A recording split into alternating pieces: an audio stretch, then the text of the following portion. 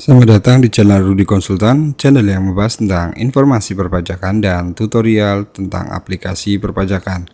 Sebelumnya terima kasih untuk teman-teman yang mungkin sudah klik tombol subscribe, dan terima kasih untuk teman-teman yang mungkin memberikan ucapan terima kasih ya. Karena support dari teman-teman, channel ini akan terus berkembang. Nah, di sini kita akan coba simulasi bagaimana sih cara membuat faktur sesuai dengan PMK 131 di Cortex. Nah, di sini yang perlu saya sampaikan bahwa di sini saya login menggunakan akun PIC. Jadi ini adalah tampilan awal ketika teman-teman masuk ke Cortex, menu Cortex, di mana di atas itu adalah munculnya adalah si WP orang pribadinya. Nah, untuk berubahnya teman-teman tinggal switch ya, atau tekan menu itu terus scroll ke bawah, nanti untuk CV-nya tinggal diklik aja. Nah, setelah itu mungkin untuk membuat faktur pajak keluaran teman-teman perlu yaitu klik di menu e-faktur. Ya, nanti di situ akan muncul faktur pajak keluaran ya. Teman-teman bisa klik pajak keluaran.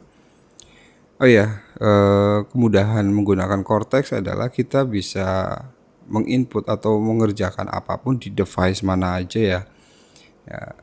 Di sini saya coba adalah menggunakan iPad 11 inch punya saya.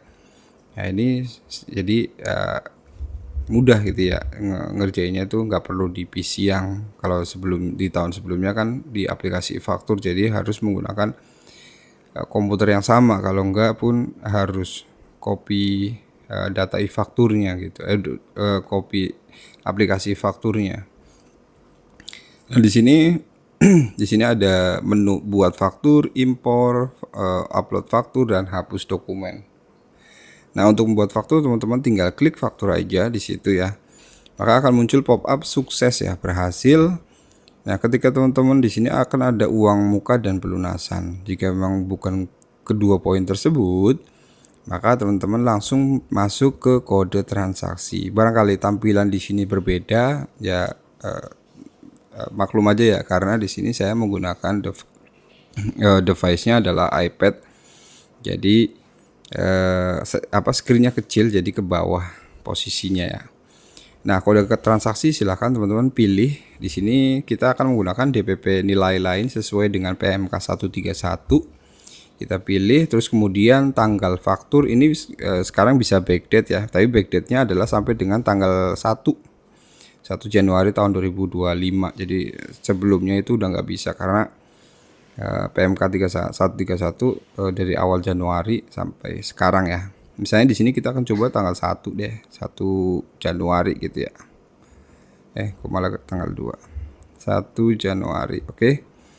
Nah, terus jenis faktur normal, masanya adalah masa Januari tahun 2025, alamat sesuai, identitku juga sesuai. Nah, setelah itu teman-teman tinggal isi informasi dari NPWP lawan transaksi yang pembelinya lah ya. Ya, silakan teman-teman isi. Nah, setelah isi di situ ada ID, bisa menggunakan NPWP, NIK, paspor, atau identitas lainnya gitu ya. Ya, setelah teman-teman isi semua, di sini kita akan coba deh kita akan coba masukkan NIK-nya, NPWP-nya. Di sini meskipun kita klik NPWP, misalnya kita ternyata masukin NIK gitu, karena orang pribadi kan sekarang kan NIK disamakan dengan NPWP ya.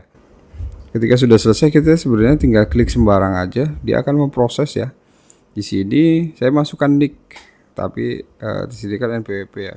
Jadi karena saya masukkan NIK-nya adalah NIK orang pribadi ya, jadi secara otomatis dia akan muncul seluruhnya ya. Di sini namanya siapa, terus kemudian alamat, dan lain-lain ya di sini. Nah, setelah selesai, teman-teman yang perlu perhatikan juga yaitu di tambah transaksi di sini. Misalnya di sini nih kita akan jual barang atau jasa gitu ya. Misalnya di sini kita opsinya adalah cobanya menggunakan barang gitu. Kita pilih barang, terus kemudian nama barangnya misalnya kita ganti sepatu misalnya. Oke. Setelah kita isi sepatu, satuannya adalah mungkin kita isinya adalah piece. Oke. Terus kemudian harga satuan misalnya kita opsinya adalah 500.000 gitu ya. 500. Oke. Nah, 500.000 kuantitasnya kita isi misalnya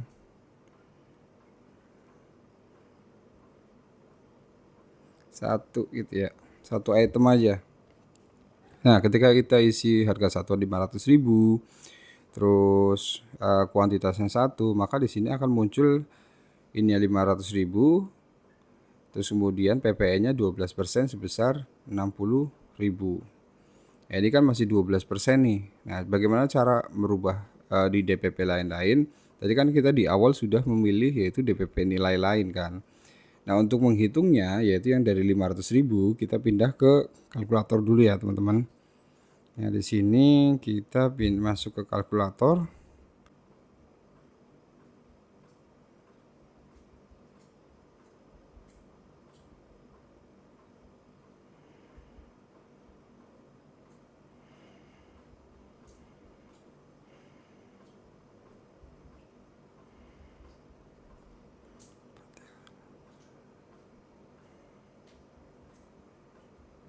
Yaitu di angka 458 triple 3 ya. Nah, di sini untuk berubahnya yaitu teman-teman checklist yaitu di DPP nilai lain. Nah, di situ teman-teman isi sesuai dengan tadi yang udah kita hitung ya, yaitu 458.333. Oke. Nah, di sini maka PPN-nya akan berubah ya. Jadi DPP yang awal adalah 500.000, DPP nilai lain menjadi 458.333. Nah, setelah selesai teman-teman tinggal klik simpan di situ. Maka berhasil diperbarui gitu ya. Nah, silahkan teman-teman tinggal tambah transaksi lagi. Ketika misalnya ada lebih dari satu items ya. Nah, setelah itu teman-teman bisa misalnya mau di-upload faktur bisa upload atau mungkin bisa simpan konsep. Nah, misalnya anggaplah kita simpan konsep gitu ya. Oke, faktur pajak menyimpan dengan status ini ya. Nah, setelah itu untuk mau masuknya teman-teman bisa masuk pajak keluaran. Tadi sempat saya loss ya di sini NPWP pembeli karena di sini saya contoh jadi saya tidak masukkan. Nah, setelah berhasil teman-teman bisa checklist di sini ya. Ketika misalnya mau mengupload ya, di sini checklist terus kemudian klik upload. Nah, untuk menguploadnya yaitu teman-teman perlu login menggunakan akun PIC-nya. Nah, setelah upload tinggal teman-teman masukkan karena tadi sertifikat digital ya yang mungkin si PIC-nya sudah register. Nah, tinggal upload ya. Gitu bagaimana cara membuat membuat faktur pajak di aplikasi Cortex. Oke, sampai di sini dulu ya tentang pembahasan kali ini. Jika teman-teman rasa video ini bermanfaat, tidak ada salahnya share ke teman-teman kalian. Jika teman-teman butuh jasa konsultan pajak, teman-teman bisa hubungi nomor WhatsApp kami yang tertera di profil channel kami. Terima kasih sudah menonton, sehat selalu dan sampai jumpa.